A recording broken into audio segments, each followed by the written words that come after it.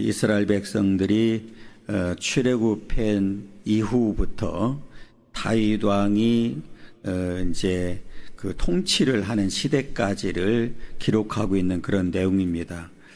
오늘 54절부터 64절까지는 먼저 우리가 살펴볼 텐데, 이스라엘 백성들이 이제 출애굽을 하고 광야를 지나서 약속한 대로 가나안 땅을 기업으로 받게 된 이제 그런 내용입니다.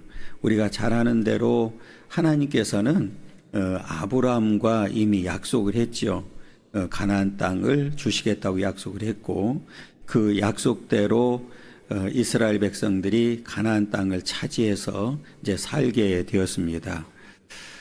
오늘 54절에 보면 이제 54절과 55절은 이제 가나안 땅을 차지해서 이제 그 땅을 분배했던 역사를 먼저 기록하고 있습니다.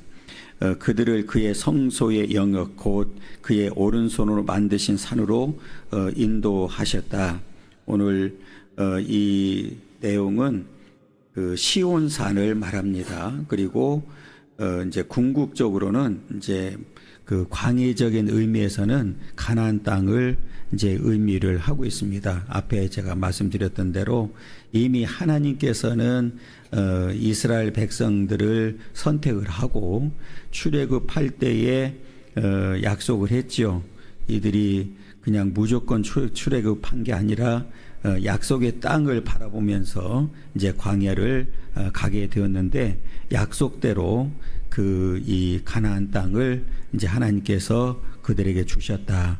그리고 55절은 그 지파별로 그 땅을 분배한 사실을 이야기하고 있습니다. 또 나라를 그들의 앞에서 쫓아내시며 줄을 쳐서 그들의 소유를 분배하시고 이스라엘의 지파들이 그들의 장막에 살게 하셨도다. 이제 오늘 이 본문의 이제 내용까지 54절부터 64절까지는 여호수아가 속해 있던 에브라임 지파가 이제 쓰임 받게 되었던 사실을 보여주고 있는데, 그 에브라임 지파가 하나님 앞에 성실하지 못했고 충성하지 못한 결과로 이제 에브라임 지파에서 이제 유다 지파로 넘겨지는 이제 역사를 우리에게 보여주고 있습니다. 에브라임 지파가 이제 여호수아를 중심으로 해서 이제 우리가 잘 아는 대로 가나안 땅을 이제 차지하게 되죠. 물론 여호수아가 죽기 전에 가나안 땅 족속을 완전히 물리치지는 못했습니다. 그래서 그 이후에 이제 그 유다 지파를 중심으로 해서 가나안 땅 7족속을 물리치게 되고 그 땅을 완전히 차지하게 되는 그런 역사를 이제 보게 되는데, 이렇게 하나님께서는 이스라엘 백성들에게 약속한 대로 그 약속을 다 지켜주셨습니다. 그리고 가나안 땅을 주셨습니다. 그러면서 하나님께서 또 약속한 게 뭐냐면 여호수아에게도 말씀해 주셨죠. 좌로나 우로나 치우치지 아니하면 내가 항상 너와 함께 하겠다고 이렇게 약속을 해 주셨고요. 또 너희들이 그 하나님의 말씀에 순종하면 그 땅에서 날이 장구하게 된다. 이제 오래 살게 된다는 의미죠. 그러면 반대로 이야기하면 하나님 말씀에 순종하지 않냐고 불순종하게 한다면 그 땅에서 오래 살지 못한다. 이제 이런 내용입니다. 그렇기 때문에 이렇게 하나님의 큰 은혜를 입은 이스라엘 백성들은 가나안 땅에 가서 가나안 땅을 차지하는 것도 중요하지만 더 중요한 사실은 하나님 앞에 더욱더 충성하고 헌신하는 삶을 살아야 되죠. 그러니까 하나님께서는 이스라엘 백성들을 이제 가나안 땅을 이스라엘 백성들의 가나안 땅을 주신 이유 목적은 그들을 통해서 하나님 영광 받으시길 원하셨고, 또 이스라엘 백성들이 오직 하나님만을 이제 순종하기를, 하나님께 온전히 순종하기를 원했죠. 그런데 이제 56절부터 64절까지는 이스라엘 백성들이 그렇게 하지 못했습니다. 하나님께서 원하는 이제 그런 삶을 살지 못했고, 오히려 불순종하고 이제 우상 숭배하고 해서 하나님 앞에 이제 버림을 당하게 되는 이제 그런 역사를 이제 이야기하고 있습니다.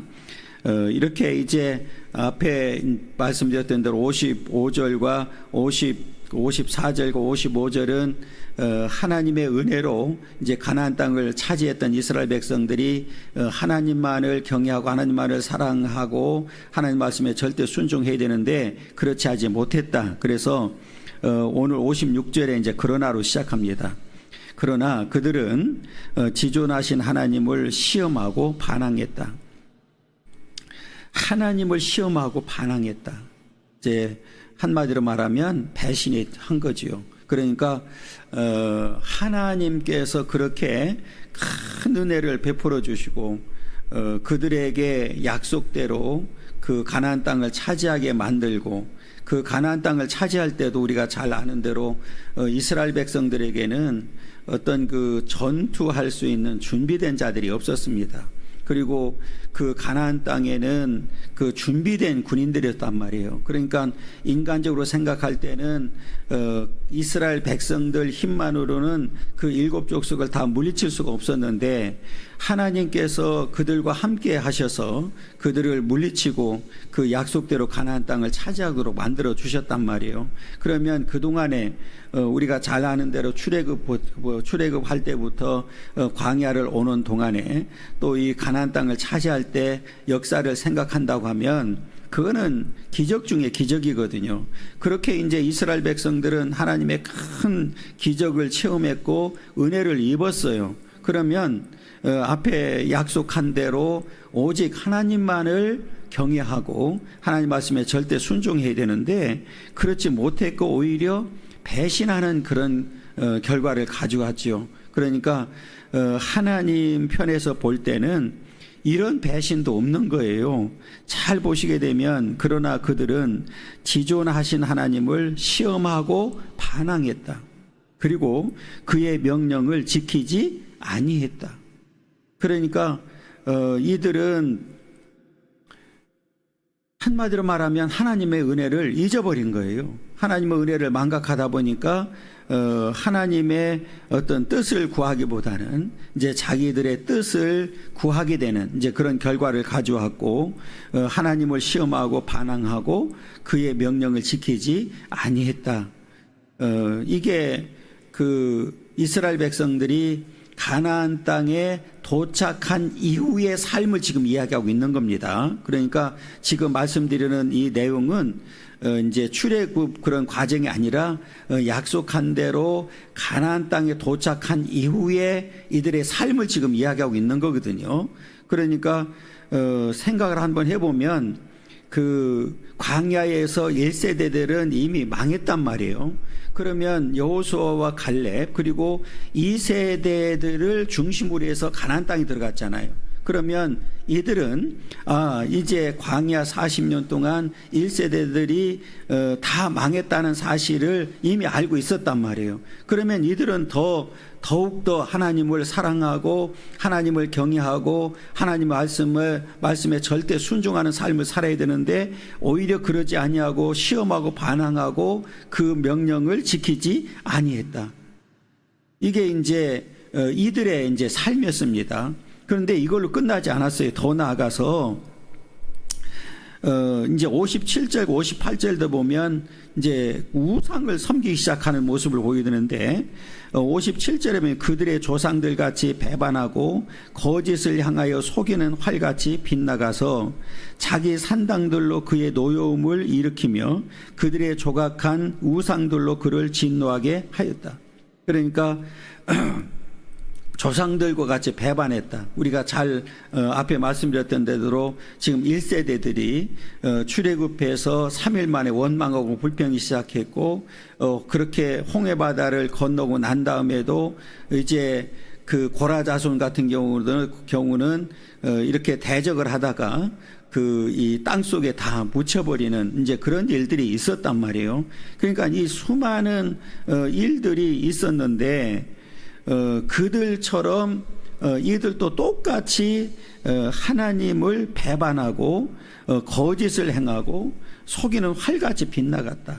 그러니까 지금 하나님의 뜻과는 전혀 상관없는 삶을 살고 있다는 사실을 우리에게 보여주고 있는데, 조상들 같이 배반하고 거짓을 행했다. 그러니까 그 조상들이 왜 망했습니까?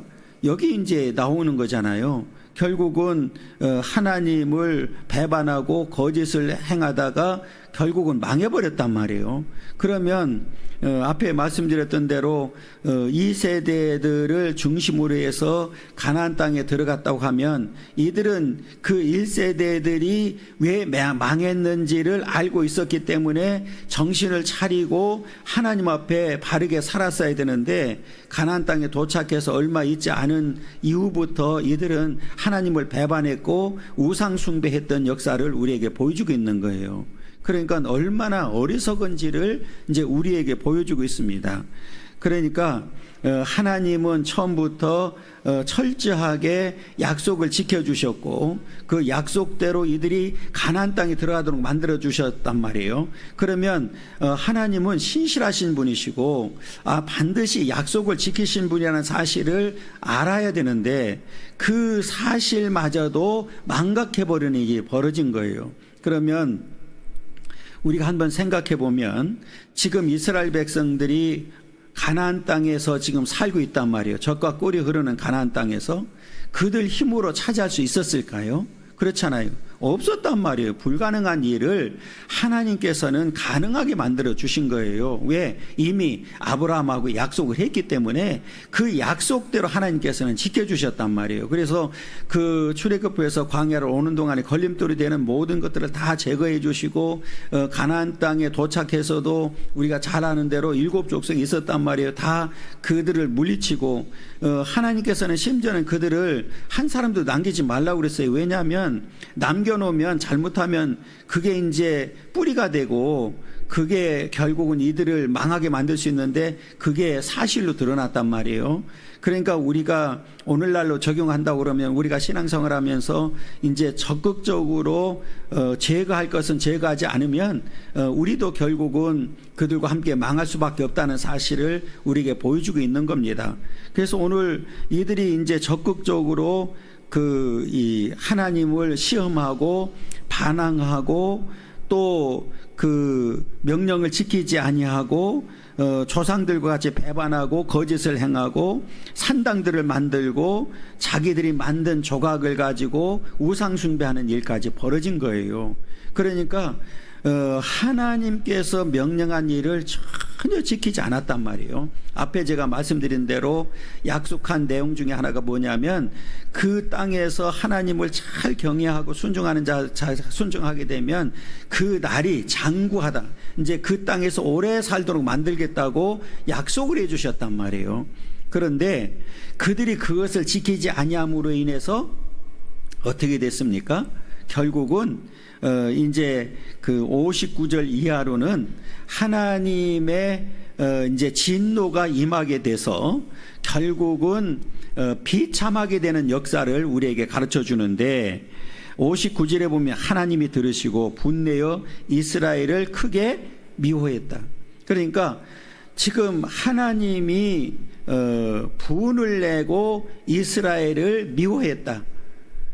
사실은 그들을 선택해서 그들에게 온갖 정성을 다 쏟았잖아요.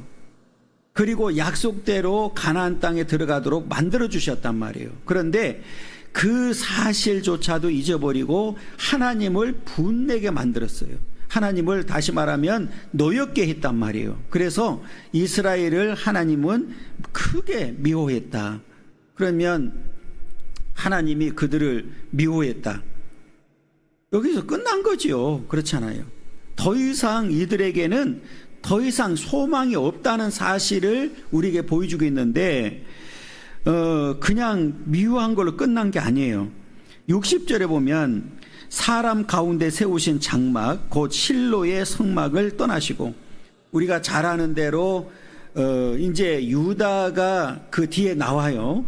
그 65절부터 72절까지는 이제 에브라임 지파에서 유다 지파로 이제 넘어가게 되고, 그 유다 지파 중에서도 다윗이 왕이 되어서 이제 통치를 하게 되는데, 그때 이제 하나님의 임재의 초소였던 그 장소가 그 에브라임 지파가 그 이제 지도자로 있을 때는 실로에 있었단 말이에요. 그러니까 언약궤도 실로에 있었거든요. 그러니까 이들의 삶의 중심이 어디에 있었냐면 실로였습니다. 그 실로였다가 나중에 그 유다 지파로 넘어오면서 이제 시온산으로 이제 넘어오게 되는데, 오늘 그 이야기입니다. 그러니까 실로는 그 하나님의 임재의 이 상징인 그런 초소가 있었던, 그 사람이 세운 장막이 있었고 거기에 언약궤가 있었기 때문에 하나님의 임재를 상징하는 초소가 바로 실로거든요. 그런데 하나님께서는 그 실로를 떠나셨다고 이렇게 말씀을 합니다. 이 말이 이제 굉장히 중요한데, 자 60절 다시 한번 읽겠습니다. 사람 가운데에서 세우신 장막 곧 실로의 성막을 떠났다. 누가 떠나셨어요? 하나님이 떠나신 거예요. 그러면 이제는 그동안에는 하나님께서 오랫동안 참으셨어요. 앞에 이제 그 배반하고 시험하고 우상 숭배하고, 그런데 때가 되어서 도저히 이제는 하나님께서는 이들을 그냥 둘 수는 없다. 그래서 이제 실로에서 떠났다. 그러면 실로에서 떠났다는 얘기는 이스라엘 자체에 하나님이 안 계시는 거죠. 하나님이 없는 삶을 살게 되는 거예요. 그러니까 이 하나님이 없는 그 삶의 결과가 얼마나 비참하게 되는지를 그 이후에 이제 설명을 해줍니다. 그 결과를 지금 이야기를 하고 있는데, 오늘날도 마찬가지죠. 이 하나님의 교회가 이렇게 세워지고 저와 여러분들이 이제 부름을 받아서 이렇게 모여서 예배드리고 하나님께 영광 돌려드리고 있는데, 하나님이 임재하시지 않는다고 그러면, 또 이 예배를 하나님이 받으시지 않는다고 하면, 오늘 이 실로에서 하나님이 떠난 결과와 똑같은 거죠. 그러면 하나님이 없는 이 예배, 하나님이 없는 이 삶은 비참하게 된다는 사실을 오늘 말씀을 통해서 우리에게 분명히 가르쳐주고 있는데, 그가 61절에 보면 그가 그의 능력을 포로에게 넘겨주시며 그의 영광을 대적의 손에 붙이신다. 그러면 여기서 그의 능력과 그의 영광이 뭐냐 도대체. 그리고 포로의 손에 넘겨주고 대적의 손에 붙이셨다 그랬거든요. 이 말은 앞에 이제 실로의 가장 중요한 일이 뭐냐면 성막을 짓고 그 안에 뭐를 두셨다고 그랬어요? 하나님의 언약궤입니다. 그러니까 오늘 여기서 그의 능력이나 그의 영광은 바로 언약궤를 말하는 거예요. 그러니까 하나님이 떠난 이후에 이 언약궤는 그냥 상자에 불과한 거지 아무 의미가 없었다 그 말이에요. 그러면 이 말은 역사적으로 보면 어떤 내용이냐면, 이제 그 블레셋 군대와 전쟁을 하게 됩니다. 그 이제 에브라임 지파가 지도자로 있을 때, 그러니까 전쟁을 이제 나갈 때 그 이스라엘 백성들의 생각은 항상 어떤 생각을 했냐면, 앞에 말씀드렸던 대로 언약궤는 하나님의 임재의 상징이었고, 그래서 전쟁을 할 때마다 언약궤를 앞세우고 전쟁을 했거든요. 그러니까 이들은 그때도 블레셋 군대와 이제 전쟁을 할 때에 언약궤를 앞세우고 갑니다. 그 당시가 제사장 누구냐면 엘리 시대입니다. 엘리 제사장, 그 아들이 우리가 잘 아는 홈리와 비느하스입니다. 그러니까 이 전쟁을 할 때에 이 그 언약궤를 앞세우고 나간단 말이에요. 그러면 이들의 생각은 뭐냐면, 언약궤를 앞세우고 갔기 때문에 하나님이 함께 하신다. 그리고 반드시 우리는 승리한다고 생각한 거예요. 그러니까 여러분 한번 가만히 생각해 보세요. 그동안에는 하나님께 순종하지 아니했고 그 명령을 지키지 아니했고 반항하고 시험하고 거짓말하고 속이고 배반하고 우상 숭배하고 했던 자들이 이제 전쟁이 터지니까 누구를 앞세워요? 하나님을 앞세우는 거예요. 그런데 문제는 우리가 60절이 제가 중요하다고 했던 이유는 뭐냐면 이미 하나님은 실로에서 어떻게 됐어요? 떠났어요. 하나님이 떠났어요. 그러니까 떠났다는 얘기는 언약궤가 있다 할지라도 하나님의 임재하지 않는다는 거예요. 그러니까 그 상자는 아무 의미가 없는 그냥 상자에 불과한 거예요. 그러니까 지금 이 얘기는 이들은 이제 능력이고 그의 영광이니까 이 언약궤만 앞세우면 반드시 하나님이 우리를 이기게 만들 거다 이런 생각을 한 거예요. 언약궤만 앞세우면 된다고 생각한 거예요. 그런데 오늘 잘 보세요. 61절에 그의 능력을 포로에 넘겨주시며 그의 영광을 대적의 손에 붙이셨다. 그 당시에 블레셋 군대와 싸움을 할 때에 언약궤를 뺏겨버렸단 말이에요. 언약궤마저 뺏겨버렸어요. 그러니까 앞에 제가 말씀드렸던 대로 하나님이 이제 떠나고 난 다음에는 그 상자는 그냥 아무것도 아니란 말이에요. 그냥 일반 상자에 불과한 거지 아무것도 아니에요. 그 언약궤를 뺏겨버렸어요. 그냥. 그러니까 이 얘기는 뭐냐면 전쟁에서 대패했죠. 우리가 그 성경을 그 당시에 성경 읽어보면 그 전쟁에서 이스라엘 백성들이 약 3만 명이 죽게 됩니다. 3만 명이 죽게 되고 비참하게 패하게 되고 언약궤마저 뺏기는 일이 생겨버린 거예요.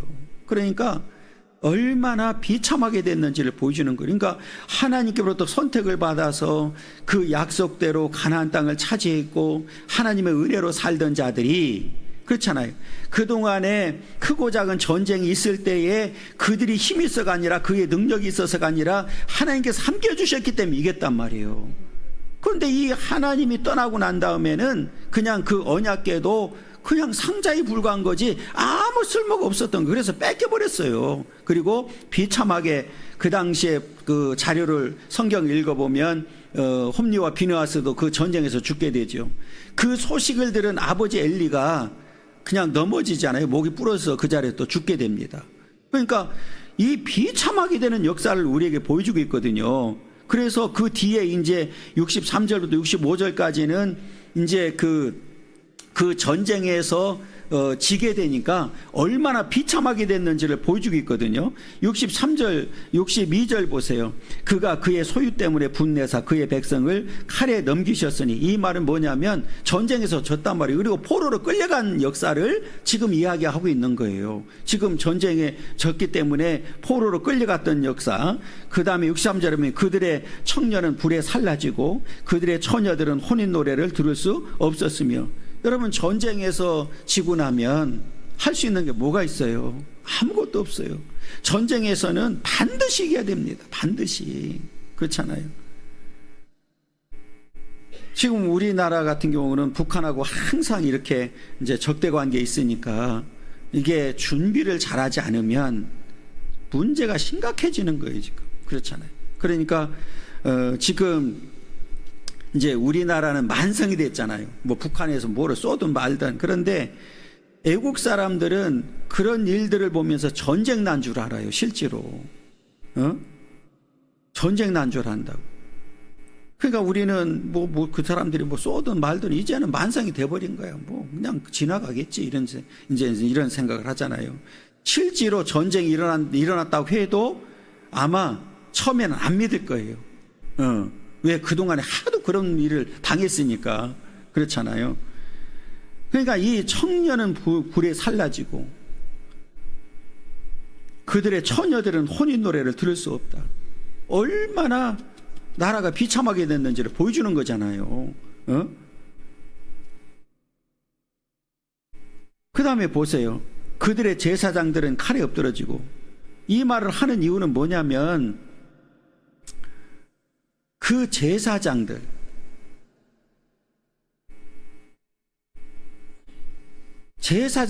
우리가 잘 아는 대로 하나님께로부터 기름 부음을 받아서 그 제사를 집전하는 사람들이잖아요. 그러니까 그 당시에 제사장들은 지도자란 말이에요. 그러니까 제사장들까지 칼에 엎드려졌다는 얘기는 일반 백성들은 말할 것도 없다 그 말이에요. 끝난 거예요. 끝난 거예요 다. 그러니까 앞에 청년들부터 시작해서 제사장들은 칼에 엎드려지고 그들의 과부들은 애곡도 하지 못했다. 그 성경을 또 보면 그 홈리가 죽잖아요. 그 아내는 그 당시에 뭘 했냐면 애를 낳아요. 그러니까 아주 그냥 너무 지금 그 얘기예요. 지금 그들의 과부들은 애곡도 하지 못했다.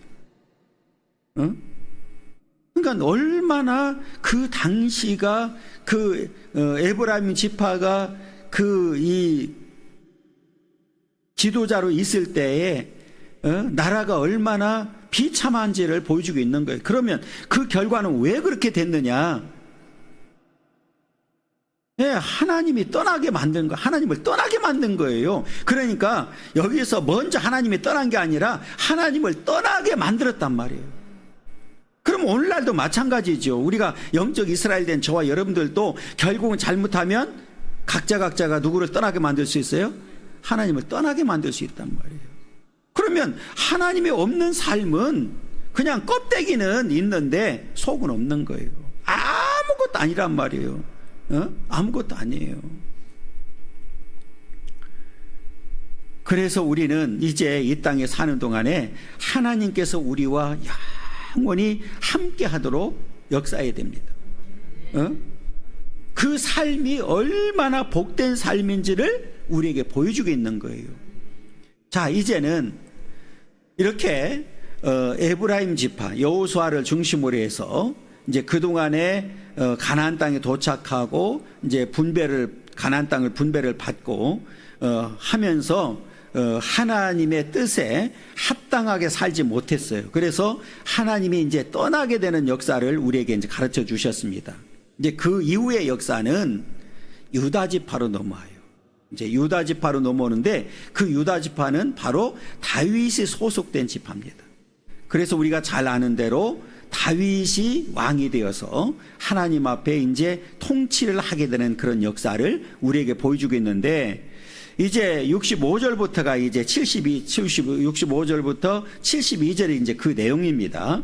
그때에 주께서 잠에서 깨어난 것처럼 포도주를 마시고 고함치는 용사처럼 일어나셨다.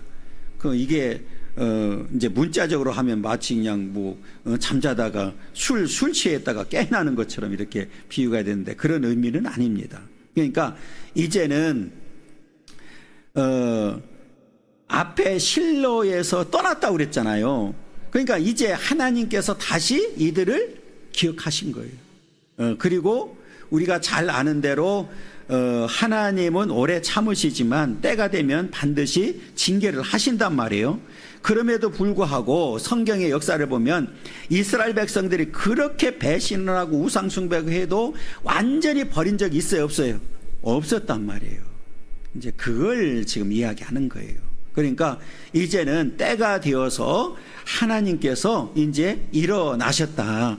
그러면 일어나셨다는 얘기는 이제 하나님께서는 적극적으로 개입하신다는 사실을 우리에게 보여주는 거죠. 그러니까 그냥 이 지파를 통해서는 더 이상 하나님의 뜻을 이룰 수가 없으니 이제 다른 지파를 통해서 하나님께서 일하기를 원하셨던 거예요. 사실은 이제 구약 성경에 보면 유다 지파가 앞으로는 이제 장자 지파가 되어서 하나님 앞에 크게 쓰임 받는다는 사실을 이미 예언했거든요. 그 예언대로 이제는 성취되어 가는 그런 과정을 우리에게 설명하고 있는데, 자 66절에 보면 그의 대적들을 물리쳐서 영원히 그들에게 욕되게 하셨도다. 우리가 잘 아는 대로 앞에서 블레셋 군대와 이제 싸워서 이제 졌단 말이에요. 졌죠. 그런데 나중에 이제 그 다윗이 이제 왕이 된 이후에 블레셋과의 전쟁에서 승리하게 되고, 나중에 보면 뭐까지 이제 다시 오게 되죠. 언약궤까지 다시 이제 오게 되고, 그래서 시온산으로 옮기게 되고, 시온산에 이제 안치를 하게 되는 이제 그런 역사를 이제 우리에게 보여주고 있습니다. 그래서 이제 하나님께서 함께 해주심으로 인해서 그 대적들을 물리쳐 주신 거예요. 그러니까 이제 실로에서 떠났던 하나님이 다시 그 이스라엘 백성들을 이제 기억하시고 그들과 함께 해주셔서 그 대적들을 물리치도록 만들었고 그들 영원히 그들에게 욕되게 하셨도다. 그 이후에는 바벨론이라는 나라가 더 이상 이 이스라엘 백성들을 괴롭히지 못했던 역사를 지금 이야기하고 있습니다. 실제로 역사적으로 보면 그 당시에 이제 바벨론이 패하고 난 다음에 그 후의 역사를 보면 이제 블레셋 군대가 더 이상 이제 괴롭히지 못하는 이제 그런 결과를 이제 가져오게 됐습니다. 그리고 이제 67절에 보면 또 요셉의 장막을 버리시며 에브라임 지파를 택하지 아니하시고 오직 누구 지파? 유다 지파와 그가 사랑하시는 시온산을 택하시며, 앞에 제가 말씀드렸어요 이미. 그래서 이제 유다 지파를 선택을 했고 그 유다 지파 가운데서도 누구를 선택했습니까? 다윗을. 그러니까 그 당시에 다윗이 왕이 될 때에 아무도 관심조차 주지를 않았어요. 우리가 잘 아는 대로 사무엘이 이제 왕을 세워야 되는데 그 7명 아들은 집에 있었단 말이에요. 그러니까 아버지조차도 다윗을 생각한 적이 있어요, 없어요? 없었어요. 다윗은 안중에도 없었어요. 왜? 나이도 어리고 지금 그냥 가서 들에서 지금 짐승을 먹이고 있는 그런 아주 비천한 존재였기 때문에 그러니까 외모적으로도 그렇고, 그래서 지금 아버지조차도 관심을 두지 않는 그런 이 다윗을 하나님께서는 선택한 거예요. 그런데 그 선택한 이유가 굉장히 중요한 거예요. 선택한 이유가.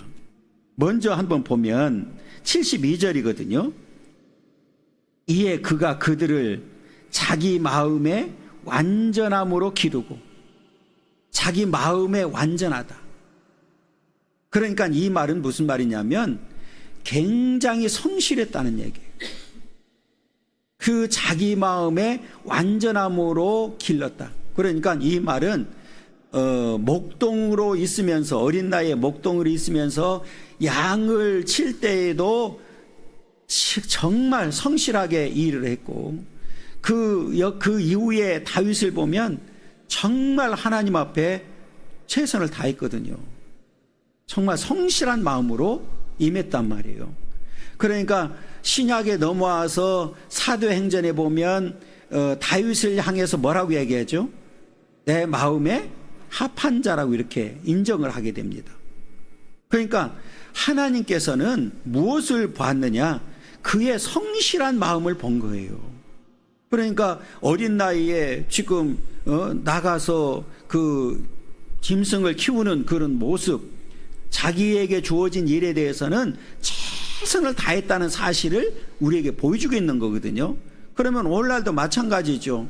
그러니까 성경에서 오죽하면 맡은 자에 구할 것은 죽도록 충성이라고 얘기했거든요. 그러니까 오늘 다윗과 같이 하나님 앞에 성실한 마음으로 임하게 되면 하나님께로부터도 인정받게 되고 세상으로부터도 인정받게 된다는 사실을 우리에게 보여주고 있는 거예요.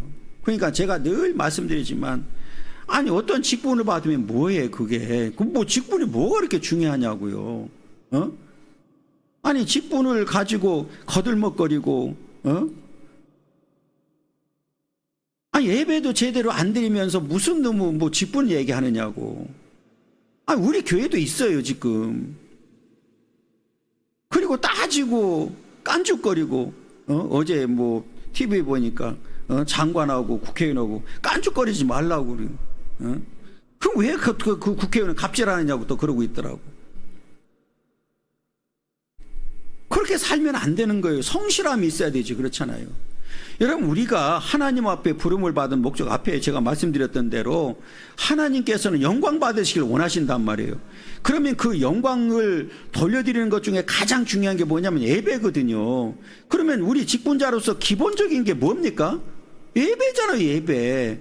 하나님 앞에 내가 해야 될 성실한 그 예배는 드리지 아니하면서 엉뚱한 얘기하고 깐죽거리고 따지고 덤비고, 이거는 말이 안 되죠. 그렇잖아요. 그러면 그 하나님께서 인정하겠어요? 세상으로부터도 교회로부터 인정받지 못하는 사람이 하나님께 인정받는다고 생각할 수 있냔 말이에요. 그러니까 오늘 다윗과 같은 그런 믿음이, 그런 마음이 오늘 저와 여러분들의 마음 되기를 원합니다. 그래서 오직 유다 지파와 그 사랑하시는 시온산을 택하셨다. 앞에 제가 말씀드렸던 대로 이제 처음에 그 가나안 땅에 도착했을 때는 실로가 중심이었단 말이에요. 예배 중심이었단 말이에요. 성막이 거기 있었고 언약궤가 거기 있었기 때문에. 그런데 이제 그 빼앗기고 난 다음에 그 이후에 유다 지파가 이제 다윗이 통치를 하면서 그 어디가 중심이 됐어요? 시온산이 중심이 된 거예요.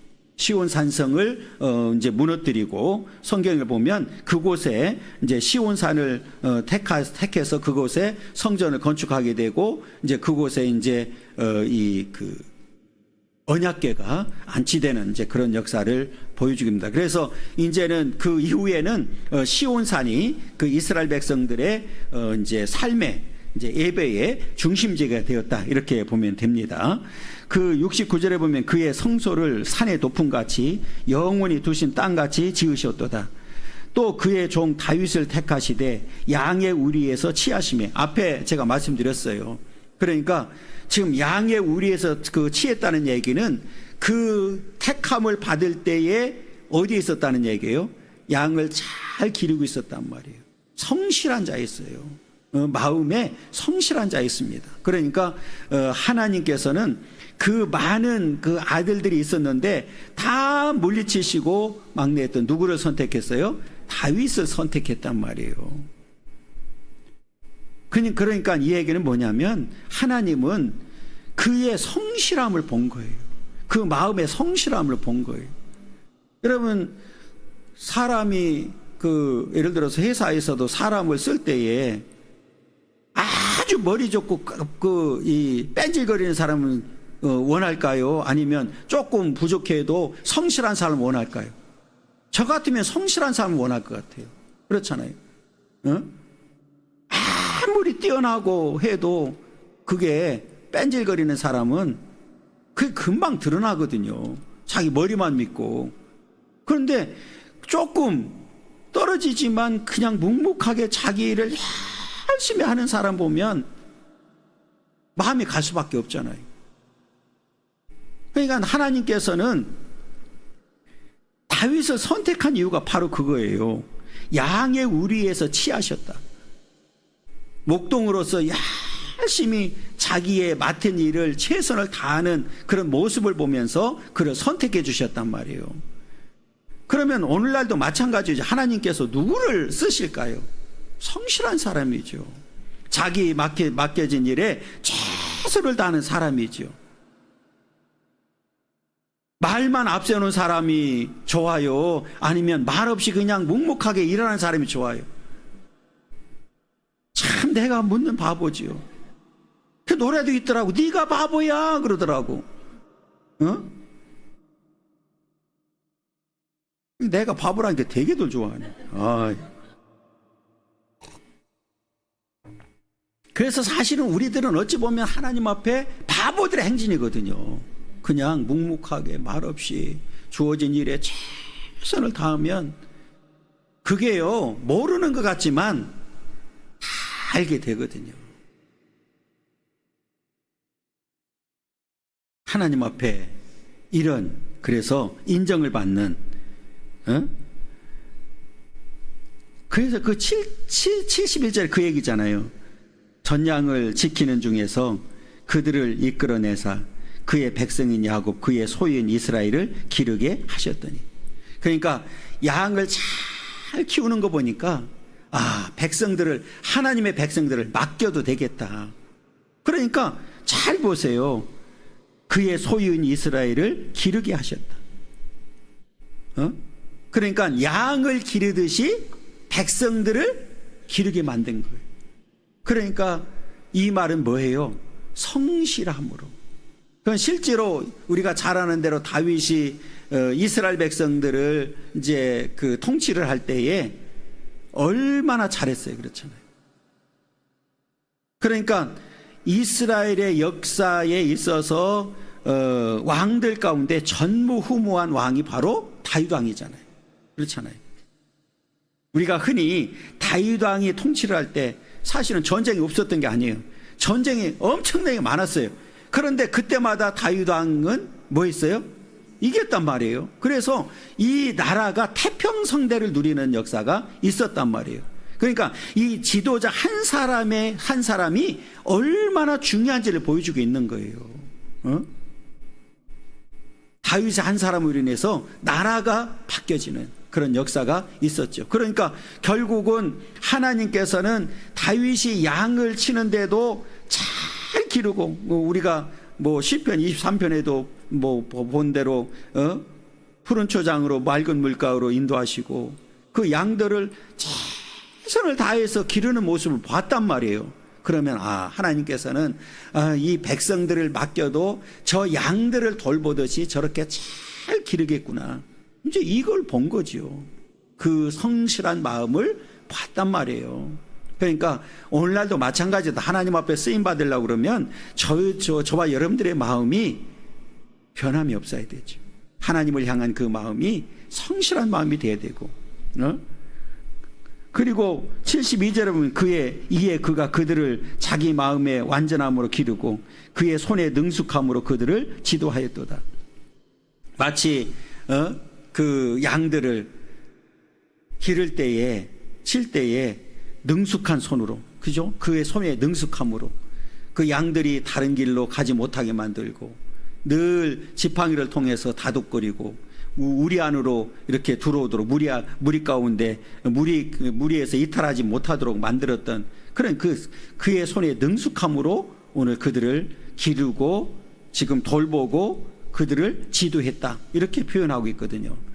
그래서 이제 앞에 제가 말씀드렸던 대로 이스라엘의 역사를 보면 이렇게 선택을 받고 출애굽해서 이제 광야를 가는 동안에 1세대들은 다 망해버리고 여호수아와 갈렙을 중심으로 해서 이제 가나안 땅을 들어가게 되죠. 그 여호수아는 우리가 잘 아는 대로 에브라임 지파에 소속된 이제 그 지도자인데 가나안 땅을 이제 가나안 땅에 들어가서 이제 그 가나안 땅에 그 족속들과 이제 전쟁을 하는 가운데 늘 승리했던 역사를 보게 되고 그 완벽하게 다 정리하지 못하고 사실은 이제 죽게 됩니다. 그래서 그 이후에 이제 그 유다 지파를 통해서 하나님께서는 그 나라를 또 정리를 하게 되고 이제 태평성대를 누리도록 만들었던 역사를 우리에게 보여주고 있습니다. 여러분, 우리가 이 땅에 사는 동안에 우리가 이렇게 선택을 받고 부름을 받은, 중요하죠. 하나님께서 우리를 불러주셨다는 사실. 그러나 더 중요한 사실은 끝까지 믿음을 지키고 하나님 마음에 합한 자로 살아가는 게 더 중요하다. 그래서 이제 오늘 다윗이 인정받았던 사실처럼 저와 여러분들도 이제 주어진 사명 잘 감당하고 성실하게 감당해서 하나님께로부터 인정받고 우리 교회로부터 인정받고 또 세상 사람들로부터 인정받는 그런 삶이 되기를 원하고요. 끝까지 하나님 앞에 설 수 있는 그런 믿음의 종들이 될 수 있기를 간절히 소원합니다.